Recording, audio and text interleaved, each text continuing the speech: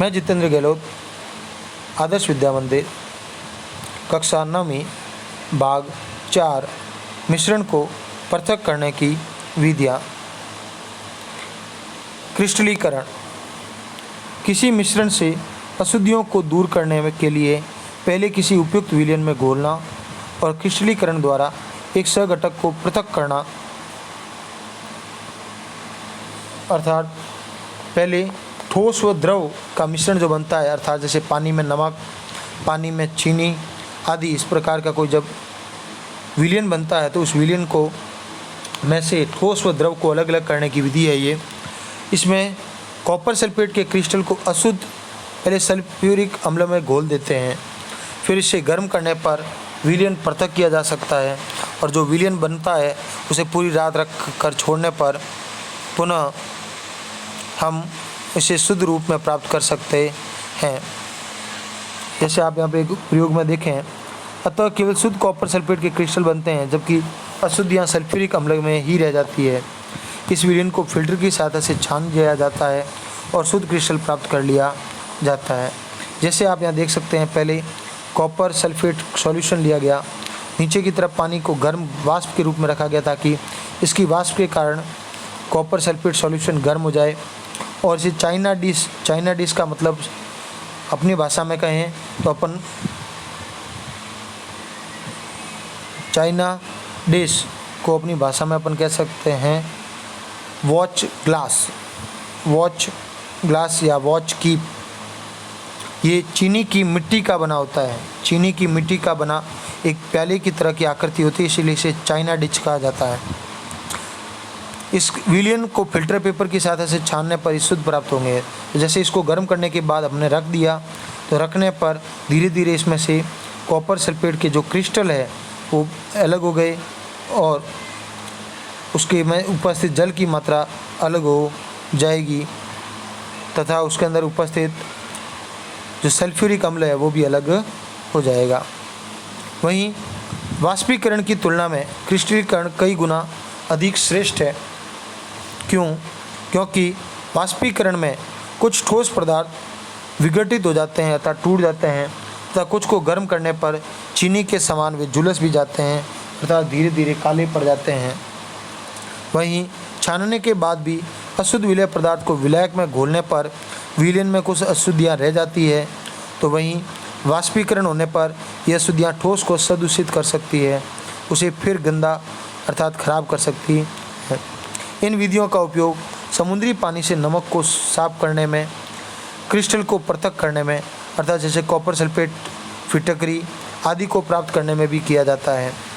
जिन जिन क्रिस्टलों में अशुद्धियाँ विद्यमान होती है उनको भी अलग करने के लिए इनका प्रयोग किया जा सकता है।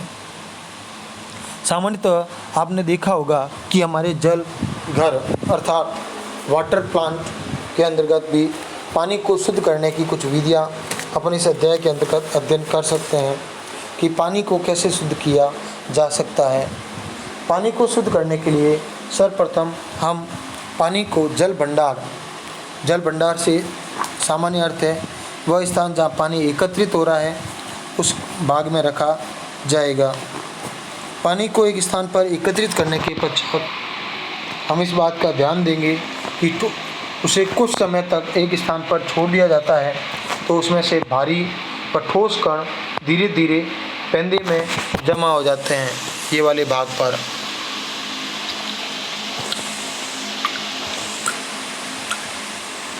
वहीं उसके बाद पास वाले टैंक में उस पानी को भेजा जाता है जिसमें से निलंबित अशुद्धियों धीरे धीरे अर्थात उसके अंदर घुली हुई अशुद्धियाँ भी धीरे धीरे पेंदे में जमा हो जाएगी।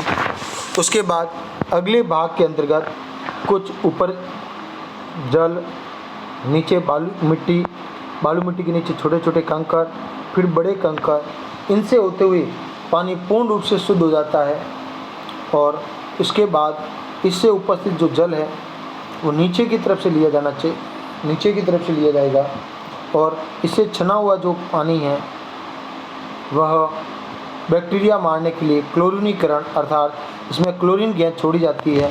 क्लोरीन गैस के कारण इसमें उपस्थित जीवाणु नष्ट हो जाते हैं और हमें पीने के लिए शुद्ध पानी हमारे घरों में प्राप्त होता है, जिससे हम घरों में शुद्ध पानी पी सकते हैं।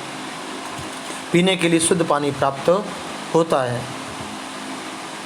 परिवर्तन, वैसे आप सभी जानते हैं कि परिवर्तन अर्थात बदलना। कोई भी वस्तु या पदार्थ जब रूप, रंग, आकार, अवस्था, तापमान, संरचना आदि में बदलाव करता है तो इस वस्तु को या इस बदलाव को परिवर्तन कहा जाता है। यह परिवर्तन जब किसी वस्तु के भौतिक गुण जैसे रंग, आकार, अवस्था या तापमान में होता है तो वहीं उसकी आंतरिक संरचना में नहीं, तो इसे भौतिक परिवर्तन कहा जाता है। जैसे बर्फ़ का जल बनना, मोम का पिघलना, नमक का घुलना, बल्ब का जलना, सुई का चुंबक में बदलना, ये सभी भौतिक परिवर्तन है, क्योंकि एक समय के पश्चात ये पुनः अपनी अवस्था में आ जाएंगे, अर्थात इनकी परिस्थितियाँ बदलने पर ये पुनः अपनी अवस्था ग्रहण कर लेते हैं। जैसे बर्फ़ जब तक फ्रीज में रहता है तो ठोस आकार में रहता है, वहीं जैसे ही तापमान परिवर्तित होता है तो बर्फ़ पुनः जल में बदल जाता है। वहीं मोमबत्ती जहाँ से जल रही होती है वहाँ से तो पिघलती है, लेकिन जैसे ही नीचे की तरफ जमा होने लग जाती है वो पुनः ठोस में बदल जाती है। उसी प्रकार नमक पानी में घुलता जरूर है, लेकिन वापस वाष्पीकरण के कारण नमक प्राप्त किया जा सकता है। बल्ब स्विच ऑन करने पर जलता है तो स्विच ऑफ करते ही पुनः बंद हो जाता है। सुई जब तक चुंबकीय गुण प्रदर्शित करती है, जब तक कि वो कुछ समय तक उसके साथ रहती है, फिर पुनः अपने गुण खो देती है। तो इस प्रकार के परिवर्तन भौतिक परिवर्तन कहलाते हैं। वहीं वे परिवर्तन जब किसी वस्तु या पदार्थ में ऐसा परिवर्तन होता है जिससे उसके गुण और आंतरिक संरचना भी बदल जाती है तो इसे रासायनिक परिवर्तन कहा जाता है। जैसे दूध का दही बनना, कागज़ का जलकर राख में बदलना, लोहे की परत का जंग में बदलना, भोजन का खराब होना आदि इसके उदाहरण हैं। और ये सभी रासायनिक परिवर्तन हैं, क्योंकि कागज़ जलने के बाद पुनः कागज़ नहीं बन सकता। दूध के दही में बदलने के बाद दही से पुनः दूध प्राप्त नहीं किया जा सकता। लोहे की परत को जंग लगने के बाद पुनः लोहे की परत को सही नहीं किया जा सकता और ख़राब भोजन पुनः सही नहीं हो सकता। वहीं जैसे कि मोमबत्ती का जलना, यदि मोमबत्ती जल रही है तो उसमें जो धागा जल रहा है वो पुनः प्राप्त नहीं किया जा सकता, इसलिए मोमबत्ती का जलना रासायनिक परिवर्तन है। वहीं मोमबत्ती का पिघलना भौतिक परिवर्तन कहलाता है। इन दोनों में अंतर, भौतिक परिवर्तन उत्क्रमणीय होते हैं। जैसे कि उत्क्रमणीय का अर्थ होता है ये दोनों दिशाओं में बदल दिए जाते हैं।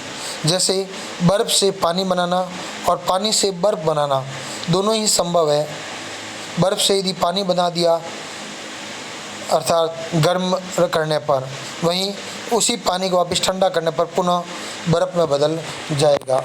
वहीं रासायनिक प्रक्रिया में जैसे दूध से दही बन गया तो दही से पुनः दूध नहीं बन सकता, अर्थात ये अनुत्क्रमणीय होती है, इनमें बदलाव नहीं हो सकता। भौतिक प्रक्रम में कोई नया पदार्थ नहीं बना, अर्थात जैसे कि पानी को बर्फ़ में बदलने पर भी उसमें पानी के ही गुण रहे, उसमें कोई नया पदार्थ नहीं बना। लेकिन दूध से दही बनने पर उसके स्वाद में बिल्कुल परिवर्तन हो जाता है। जहाँ दूध सहज में मिठास होती है, वहीं दही में खटास हो जाती है, तो उसमें एक नया गुण उत्पन्न होता है, एक नयापन उत्पन्न होता है, एक नया पदार्थ बनता है। भौतिक परिवर्तन में ऊष्मा तथा प्रकाश ऊर्जा बहुत ही कम मात्रा में ग्रहण की जाती है या निकाली जाती है, लेकिन रासायनिक परिवर्तन में अत्यधिक मात्रा में ऊष्मा या प्रकाश का लेन देन होता है, अर्थात ऊष्मा ऊर्जा ली जाती है या निकाली जाती है।